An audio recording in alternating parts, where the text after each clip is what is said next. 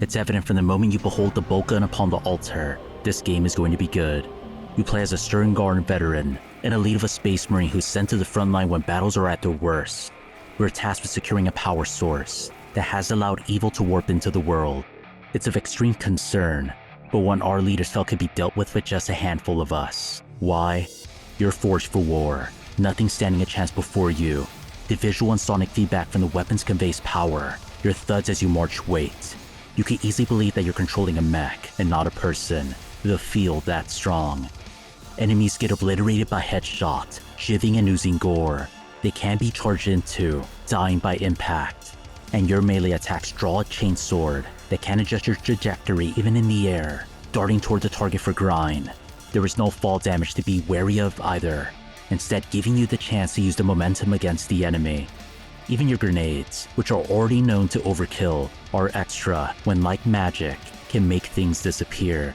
In Boltgun, you feel unstoppable nearly the entire time, across 3 varied chapters that will take you about 10 hours to get through. Despite how deadly you are, how awesome the gameplay is, the game puts up a worthy challenge, one fans of retro FPS should dive into. The levels are linear, but massive, structured around keys to open doors. Visually, they are impressive, showing homage to the past while infusing modern touches for flair. If you play games long enough, you begin to recognize the name of game engines, of their respective strengths and shortcomings. Maybe due to it being the most stylistic use of it I've seen, I never would have guessed Unreal Engine 4, that it could recreate the look and feel of a classic. While there are some cons, which I'll dive into soon, it can make for some appealing visuals. The chapters do follow themes, but each level has their own flow and design to set them apart. What the game's Boltgun is likely reminding you of, I'm sure you have memories of getting lost, of a door key at some obvious spot you can laugh about overlooking, at least in retrospect. I'm going to say that's going to apply here. Levels do have set paths that can swimmingly take you from room to room, fight to fight, but there have been others where I've been lost for minutes, that when the adrenaline of the last fight has you itching for another, feels stretched into aeons. Will make you wonder if the game has glitched, or if you should reload a quick save. To exacerbate things, there isn't a map to consult either. Once you find it though, it's time to get into what the game does best: gameplay. Levels progress into arena fights, with the last serving as an exclamation point.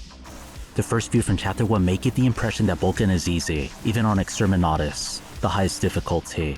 By the third, however, when brutes are common in the fray, where you're onslaught in an arena that must be purged, its true nature takes to the stage. Enemies will descend from all directions, with a hierarchy to prioritize. You'll need to alternate weapons to capitalize on damage and ammo, bringing each of the Space Marines' commands into motion, dashing into minions to move in closer to a dying brute to chain sword, tossing grenades as you discharge your guns.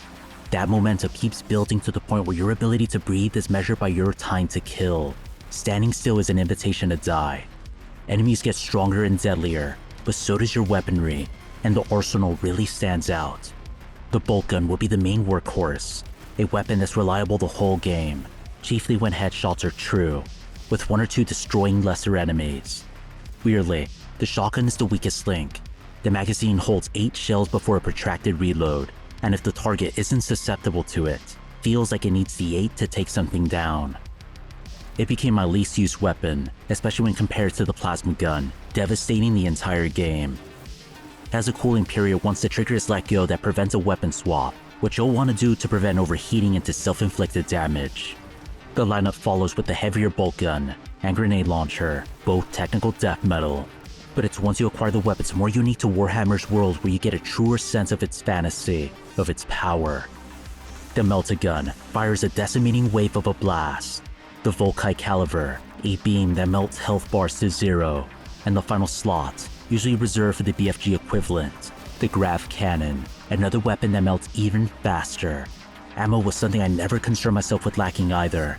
What it comes down to is feeling like you have OP weapon after OP weapon, that used in tandem with the moveset, makes you feel like the deadly force you're supposed to represent.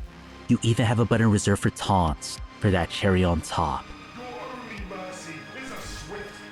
Again though, enemies are deadly. They will hold their ground, producing a game over with ease. This prompts something where I think the developers made a wise choice: pickups. Nearly every kill will net small drops of armor or health, with higher value ones generously scattered around. Since you'll constantly be on the move, you will end up taking note of them. Maybe grabbing it then as you go for ammo, or reserving it for when the situation calls. It keeps you focused on the fight, not forcing you to shift gears down 2 to 3 levels because you're running low. You're encouraged to keep things aggressive. Power-ups help to reinforce the idea, and Boltgun has several. Buffs to power, damage, to the weapons themselves. The best ones, like the Vortex Grenade, brutalize the worst of threats, including bosses, but these better ones are found as level secrets. Boltgun uses the term very loosely though, with most found in places you'll naturally check. Another smart take was in featuring visible projectiles, where even enemies that have been traditionally hit-scanned can fire a trail you can weave around. It's not only welcome, it enhances the fun.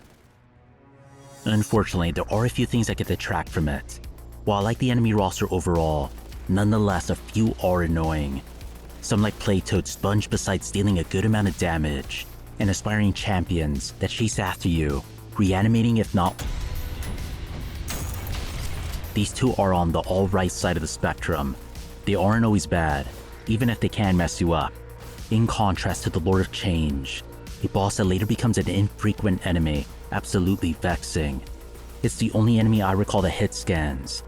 That isn't the culprit, but the attack having the potential of taking you out in one hit. The move is done after a window, so you can time it, but the HP pool the enemy has is vast, so you'll get impatient. In boss scenarios, you'll also be contending with other enemies.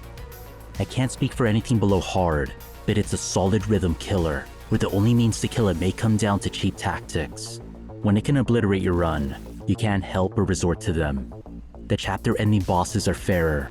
Their attacks are more predictable and may become invincible if they adopt a tether, but they feel more in line with how the game plays overall. Boss fights have the most vertical arenas, where teleports and jump pads are used. It can get whiny to get to the floor you need to, which is how it sounds. It could suck.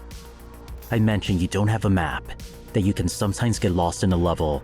What I found to be the central reason isn't so much the design, but that the areas can bleed into each other. They follow themes, right? But there generally wasn't enough to guide me when it happened, or distinguish one place from another. You're accompanied by something called a serval skull, think Navi from Zelda, that's supposed to help us out, but it's kinda just there, providing notices on things like ammo, for example, long after you took sight of it. On the note of things that could have been better, Boltgun does have some amazing music, in menus mainly. When you first boot the game, you're greeted to great instrumental rock, standing out in the field behind its guitar playing, of a purpose-driven jam session. It feels perfect for the menu, setting the expectation high for those in-game. But they are far different, more ambient, industrial, repeating. These traits are fine in themselves, but they don't come near the lofty heights. At best, they're serviceable, other times feeling ill-matched with the tone of the game. With the carnage on display, you would expect the music to elevate, but I struggled to think of one that did. A final negative lies with Unreal Engine 4, particularly on PC. When I found out it was being used, I was both impressed and worried by what it could do. Every game that I've played that's used it has stuttered, Boltgun no exception. There wasn't any real frequency, but you notice. It's jarring, especially amid the chaos.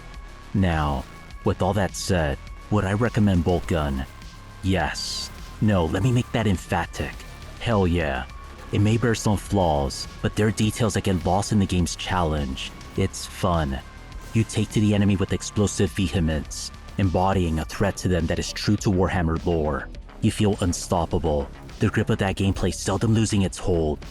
I was looking forward to this game since it was announced, so you can imagine how glad I am that the wait proved worthwhile, that it's been the object of praise. To repeat from earlier, Boltgun would be a hell yeah recommendation. An expression you'll find yourself uttering often as you play. Thanks for watching, which I'm always grateful for. Consider subscribing if you haven't already, like if you enjoyed the content, which I'll strive to produce more of, and comment if you would like to strike up a conversation. Once more, thank you all, and have a good one.